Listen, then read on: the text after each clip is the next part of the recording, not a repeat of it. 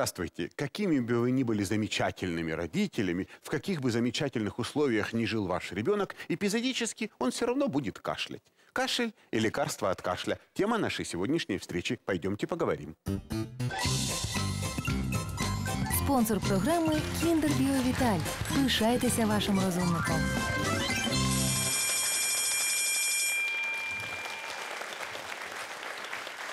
Спонсор программы – торговая марка «Барни». Здравствуйте, здравствуйте, дорогие друзья, здравствуйте, Луиза Васильевна. Сегодня наша тема кашель, то, в чем все разбираются. Вы разбираетесь в кашле, Луиза Васильевна? Думаю, да. Приходилось лечить? Ну, конечно, ингаляции, горчишники, всякие там проверенные наши местные отечественные методы. народные, Тогда давайте все-таки узнаем, что по этому поводу думают наши продвинутые эксперты. Давайте.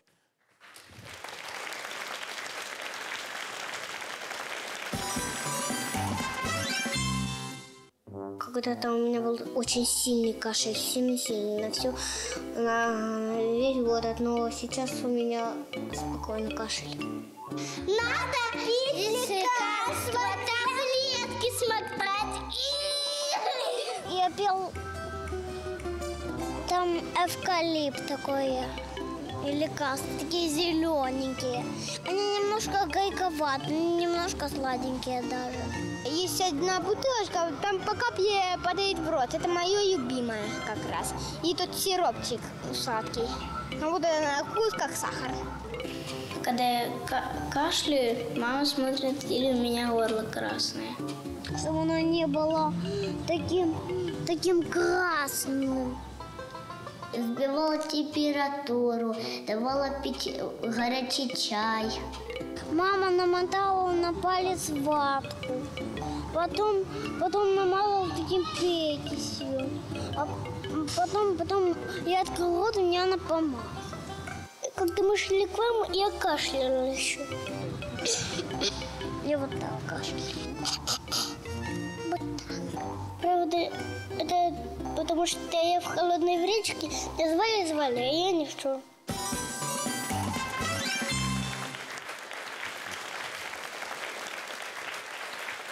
Евгений Олегович, расскажите нам, в аптеке такое невероятное количество лекарств, теряешься. Я что и сам делать? теряюсь, Луиза Васильевна. Я должен вам заметить, что вообще приход к доктору по поводу кашля – это чуть ли не главное, чем занимается детский врач. Поэтому давайте проанализируем, с чем же люди все-таки ходят. Чего они хотят от врачей, когда кашляют. К вам приходил на прием продюсер документальных фильмов канала «Интер» Дмитрий Овечкин. Мы говорили о кашле с ним. Да. Как, да. впрочем, и всегда говорили. Давайте посмотрим.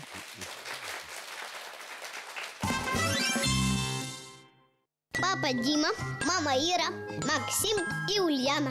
Это семья Овечкиных. Ульяна уже полгода кашляет. Полгода – это 6 месяцев. 6 месяцев – это 180 дней. А 180 дней – это 4320 часов. Нет, достаточно. 4321 час. Мы проведем у доктора Комаровского, сказал папа. Да, он даст нам чудо-таблет. Кашель прекратится. Поддержала его мама. У нас с февраля месяца практически всю зиму Ребенок кашляет. Смотрите, но мы ведь с вами прекрасно понимаем, что кашель не является болезнью. Да? Кашель – это симптом болезни какой-то. Да? То есть мы, собственно говоря, не лечим кашель. Мы должны понять, что если ребенок полгода кашляет, да, то значит полгода ребенок болеет какой-то болезнью, да, которая сопровождается кашлем. Отсюда вопрос, а какой болезнью ваш ребенок уже полгода болеет?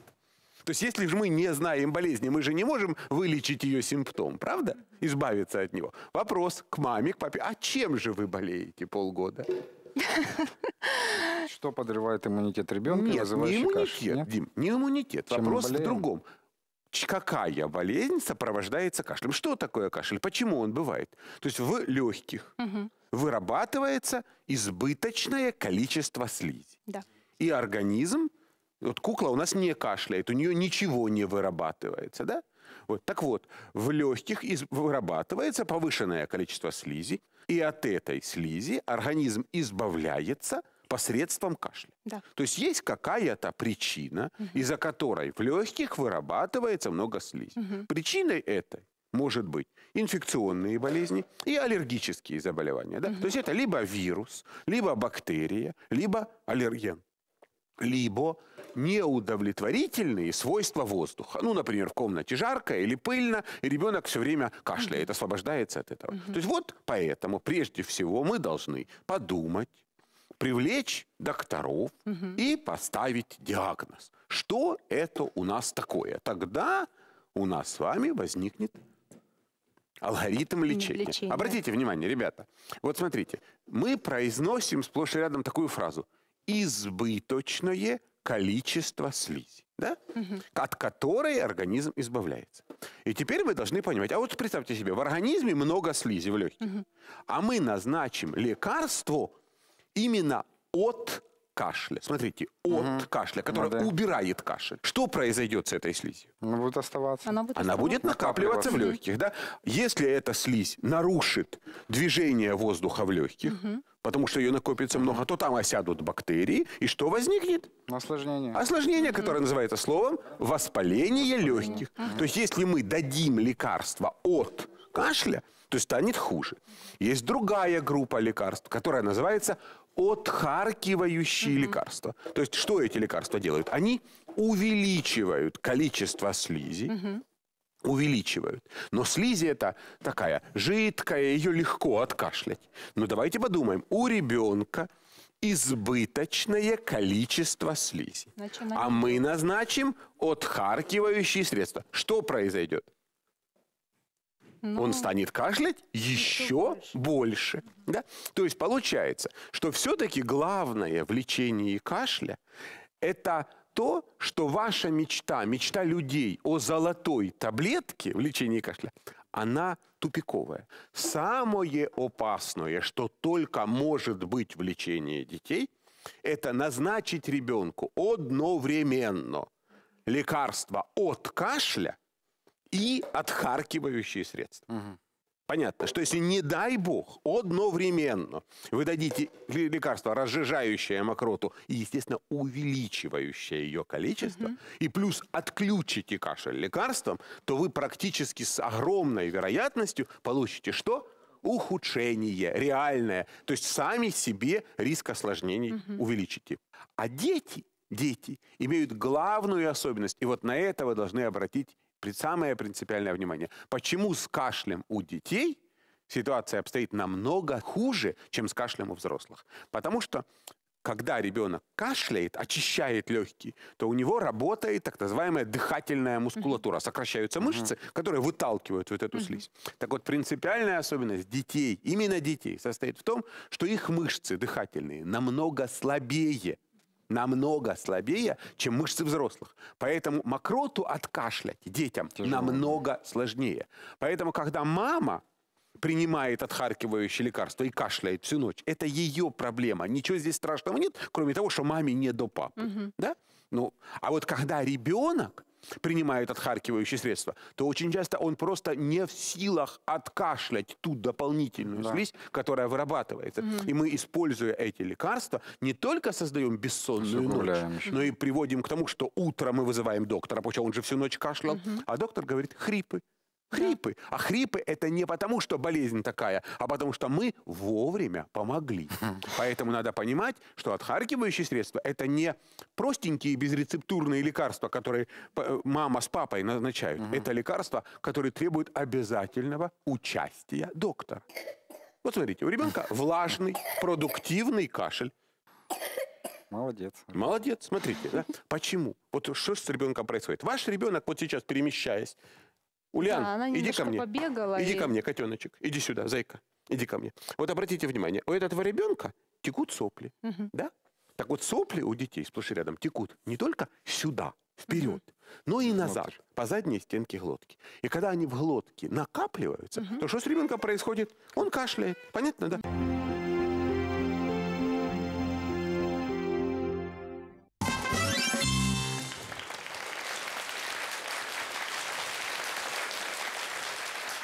Итак, в свете того, что вы видели, ваша мечта о золотой таблетке, Луиза Васильевна, представляется несбыточной. То есть я понимаю, что очень многие из тех, кто нас сейчас смотрят, огорчатся и уйдут от телевизоров. Но мы их все-таки попросим остаться, потому что мы надеемся, что-то новое вы все-таки узнаете. Тем не менее, вряд ли так получится, что я вам скажу. Ребята, я знаю, классное лекарство. Дадите детенышу, и он больше кашлять не будет. Таких лекарств, к сожалению, нет. Давайте тогда по порядку. Каким образом мы можем помочь кашляющему ребенку? Как ему помочь? Смотрите, в легких есть мокрота. От нее надо избавиться. Все прекрасно знают, если мокрота жидкая, то ее один раз кашлянули и очистились, правда? Если мокрота густая, то откашляться практически невозможно, правда? Да. И тогда мы мучаемся, кашляем. Теперь как нам сделать так, чтобы мокрота была жидкая? То есть я еще раз обращаю внимание, самое главное правило. Кашель не лечат. Лечить кашель – это неправильно. Мы должны облегчить кашель. То есть кашель – это защита, да? И нам надо не лечить кашель, а повысить его эффективность. Это всем понятно? Понятно. То есть если мокрота будет жидкая, откашлять будет легко. Что надо делать для того, чтобы мокрота была жидкая? Прежде всего, она не должна засыхать. Поэтому надо дышать. Мы уже 100 раз об этом говорим, но без этого никуда. Поэтому если будет воздух сухой и теплый, никакие лекарства вам не помогут. Поэтому для начала надо дышать чистым, прохладным, влажным воздухом. Это первое. Второе. Из чего образуется мокрота? Мокрота образуется особыми железами, которые находятся на слизистых оболочках. Это слизистые оболочки потому и называются слизистыми, что они вырабатывают слизь. Да? Так вот, вязкость вот этой слизи, оказывается, имеет прямую связь с вязкостью крови. То есть кровь густая и слизь густая, кровь жидкая и слизь жидкая. Что надо сделать для того, чтобы кровь была жидкой? Напоить. То есть если вы ребенка не напоите, сделать слизь жидкой нельзя никакими лекарствами. То есть я обращаю ваше внимание на то, что пока вы мамы и папы, не сделайте ровно 2 шага. Первый шаг – воздух, второй шаг – питье. Вам не поможет никто. И поэтому учебники всего мира цивилизованного, которые учат студентов мединститутов лечить кашель, в скобках лечить, вы понимаете, содержат совершенно уникальную для нашей ментальности фразу. Давайте эту фразу прочитаем. Эффективность и преимущество отхаркивающих средств в сравнении с обильным питьем не доказаны. То есть огромное количество отхаркивающих средств не более эффективны, чем кастрюля с компотом. А теперь я с удовольствием отвечу на ваши вопросы.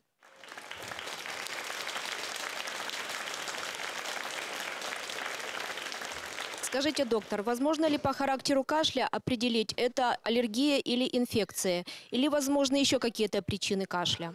Прежде всего мы должны понимать, что кашель – это всего лишь один из симптомов болезни. Обычно, если кашель имеет инфекционную природу, то должны быть признаки инфекционной болезни. Острое начало, расстройство общего состояния, повышение температуры, еще какие бы то ни было симптомы. Если же общее состояние мало нарушено, или главное, проблема – это именно система дыхания, именно кашель и больше ничего, то и кашель длительный, и был какой-то контакт с чем-то необычным, чем мы начали дышать, то есть значительная вероятность того, что этот кашель аллергический. В любом случае, я хотел бы обратить внимание, что задача родителей – учитывать все сопутствующие условия, анализировать их и сообщать об этом доктору. Потому что врач, который осматривает ребенка с кашлем, просто может не знать, что вчера вы решили у себя во дворе устроить костер, или что вы купили новый стиральный порошок. То есть врача надо информировать о том, какие изменения произошли в жизни вашего ребенка. Тогда врач сможет правильно поставить диагноз. Тем не менее,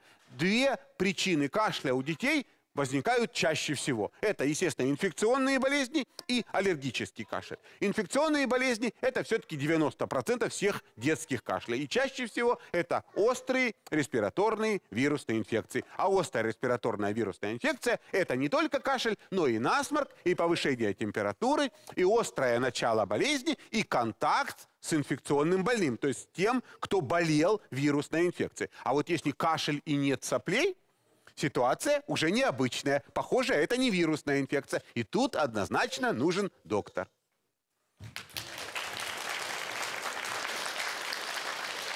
Доктор, у нас ребенок переболел ОРВИ и остался незначительный, нечастый такой влажный кашель. Педиатр нам приписал сироп от кашля, но после этого кашель усилился. Почему?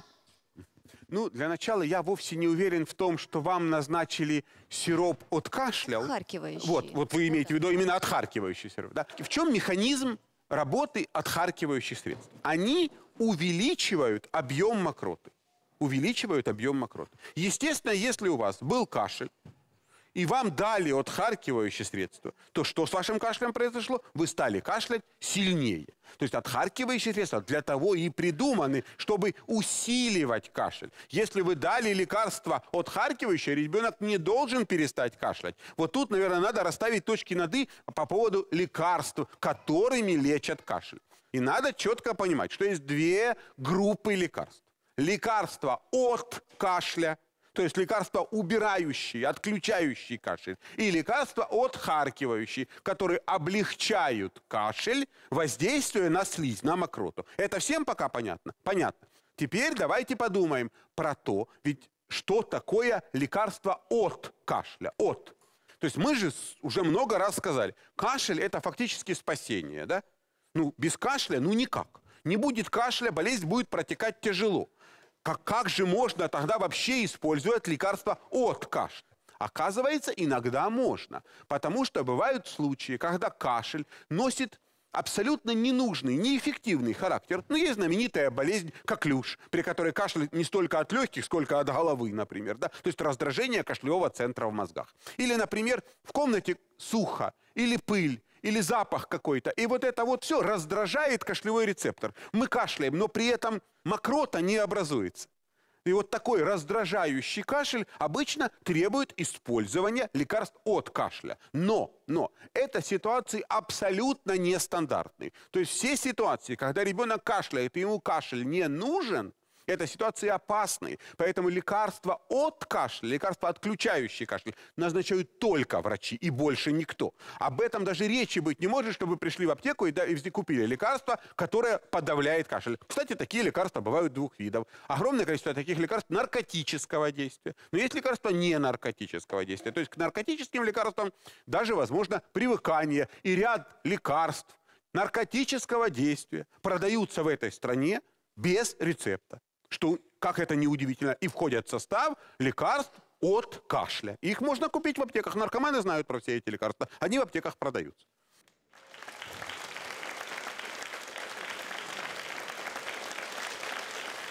А вот с чем действительно чаще сталкиваетесь вы, родители, это именно с отхаркивающими средствами. Но, как правило, эффективность отхаркивающих средств несопоставима с эффективностью прохладного влажного воздуха и обильного питья. Но на это я обращаю внимание. Есть огромное количество по-настоящему безопасных отхаркивающих средств. То есть это отвары, настои трав, которые продаются в аптеках в огромном количестве, абсолютно безопасные, очищенные, с прекрасными добавками, очень вкусные. Очень-очень-очень. И на любой вкус, и на любой кошелек. И когда вы берете эту очень красивую бутылочку, на котором нарисован листик, то ли плюща, то ли подорожника, и капаете это в ложечку и даете вашему ребеночку, то вы чувствуете себя нормальными, полноценными родителями, которые не пожалели для своего ребенка ничего. И я не имею ничего против таких вариантов лечения, ибо нервная система мамы – это может быть намного более хрупкое явление, чем бронхи ребенка. Но я еще раз хотел бы обратить ваше внимание на следующее. Есть болезней нижних дыхательных путей, то есть бронхиты, пневмонии, и болезни верхних дыхательных путей, ну, всякие сопли, фарингиты и так далее. Естественно, при лечении болезней верхних дыхательных путей, верхних, отхаркивающие средства ничего дать не могут. А болезни нижних дыхательных путей, то есть бронхиты и пневмонии, родители никогда не лечат самостоятельно. Понимаете? То есть, с одной стороны, если вы пошли в аптеку, чтобы лечить лекарством болезни нижних дыхательных путей, то как вы туда самостоятельно без доктора попали? А если вы решили полечить отхаркивающим средством насморк или покашливание, так это приведет только к тому, что вы будете кашлять еще сильнее всю ночь.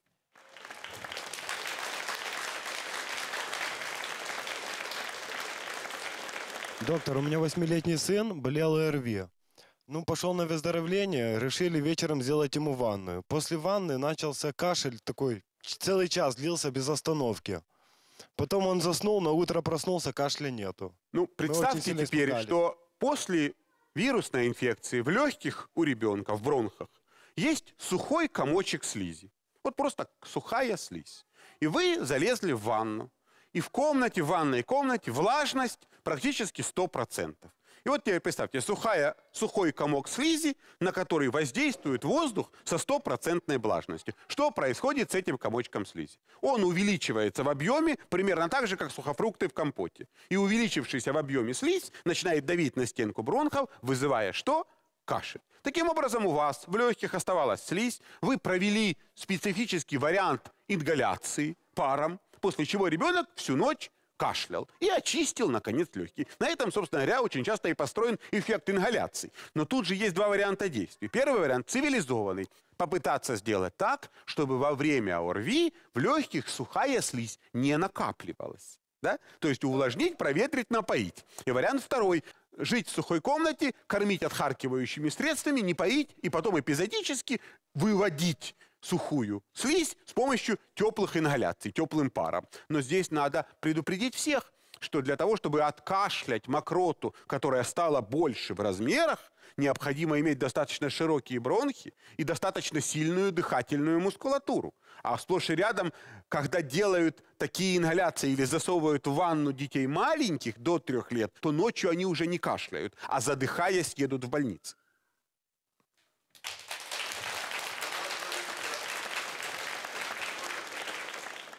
Евгений Олегович, вот вопрос по поводу дачи лекарства от кашля детям до 3 лет. Знаю, что это как бы лучше, наверное, и не давать. Ну, я... Как? Вы знаете, для меня когда-то, лично для меня, как для доктора, который воспитан в традициях отечественной педиатрии, было огромным потрясением, когда я купил буквально там 3 года назад 4-томный учебник американской фармакологии. И безуспешно пытался найти там главу под названием «Отхаркивающие средства». Вот для меня это было, честно вам скажу, потрясением. Да? То есть никто не может себе представить, что родитель в здравом уме будет самостоятельно бороться с детским кашлем. Понимаете? Тем более с помощью какой-то травки. Вот эта информация к размышлению для вас. Вы должны понимать, что отхаркивающие средства, особенно фитопрепараты, то есть растительные, в большинстве случаев малоэффективны и безопасны абсолютно. Но лечат они исключительно нервную систему мамы и папы. И я хочу, чтобы мы все задумались над тем, что когда у ребенка кашель, то прежде всего в голову мамы и папы должна прийти совершенно другая мысль. Мысль не о том, какую таблетку я сейчас дам этому ребенку, а мысль о том, что мешает ему кашлять. Как сделать так, чтобы кашель был легкий? Как я увлажню и проветрю? Как мы пойдем гулять? Ведь у нас кашель ассоциируется с запретом на свежий воздух. Вы понимаете, в чем весь ужас? Что кашель, это значит надо. Мало того, что у него проблемы, у него много слизи, да, и ему нужен свежий воздух, ну, позарез, да. Так нет, кашель, это значит он маленький и слабенький. Это значит его надо напихать едой, уложить в кровать, в душной комнате поставить рядом обогреватель, закрыть форточку, поставить горчишник. А как вы думаете, от паров горчицы слизим больше или меньше? А если бы вы знали, сколько детей со спазмом гортани из-за паров горчицы попадают в больницы, то вы бы этого не делали. Но это традиции, которые живучи в европейской стране в 21 веке, когда все ходят за врачами с просьбой «дайте таблеточку, дайте таблеточку». Люди, кашляет ребенок. Первый вопрос – чем дышать? Второй – чем напоить? Лекарства – к доктору, к доктору. Никаких лекарств самостоятельно. Кашель – это временная мера, временная. Это пройдет. Само пройдет, если вы создадите нормальные условия. Но кашель – это симптом болезни. А с чем мы столкнулись на приеме? Полгода ребенок кашляет, а диагноза нет. Вот это самое главное. У вас по этому поводу вопрос? Спрашивайте. Спонсор програми «Кіндер Біовіталь». Пишайтеся вашим розумником. У меня была такая ситуация, что ребенок заболел, врачи на первых неделях поставили ОРВИ, а в итоге кашель продолжался полгода. Никто коклюш или паракоклюш не подтвердил, так как сказали, что, ну, если анализы на первой неделе не были сделаны, это доказать уже невозможно. И лечили, как обычно, отхаркивающими, пока я не подняла литературу, не прочитала про коклюш, паракоклюш и перестала просто давать отхаркивающие. Что в таком случае делать с кашлем? Давайте поймем. И я обещаю всем, опять-таки, что мы обязательно сделаем передачу, посвященную такой распространеннейшей болезни, как коклюш. И судя по тому, как наша страна настроена по отношению к прививкам, коклюша будет все больше и больше. Понимаете, к сожалению. Да? Люди этого не очень понимают. Да, коклюш – это болезнь распространенная, с которым есть огромные сложности. Я вам объясню элементарно почему. Потому что, например, если ваш участковый педиатр поставит диагноз коклюш, то ему надо выяснять отношения с санстанцией, отвечать на вопросы, а почему это вы ребенка привили, а он, тем не менее, коклюшом заболел, да, и так далее. То есть возникает куча организационных вопросов, с которыми никому связываться не хочется. Так? Тем не менее, вы должны понимать, что если у ребенка длительный приступообразный кашель, который заканчивается рвотом или с покраснением лица, то это, конечно же, коклюш. И не имеет никакого значения, сдали вы анализы, не сдали вы анализы. Ибо в любом учебнике педиатрии написано, что коклюш – диагноз клинический. Он ставится не по лабораторным данным, а по конкретной симптоматике. Понимаете? И мне приходилось и диагноз дифтерия в своей жизни ставить без выявление дифтерийной палочки, и коклюш многократно ставить. Но, тем не менее, у нас очень часто получается, что врачи живут одной жизнью, а санстанция другой жизнью, а родители с детьми третьей жизнью. Но нам-то надо сделать что? Нам надо, чтобы лучше было. Кому? Вашему ребенку. А при коклюше, когда перевозбужденный кашлевой центр, и вы дадите откашливающие средства, так что будет с ребенком? Он будет кашлять еще сильнее. А как лечится коклюш? Как?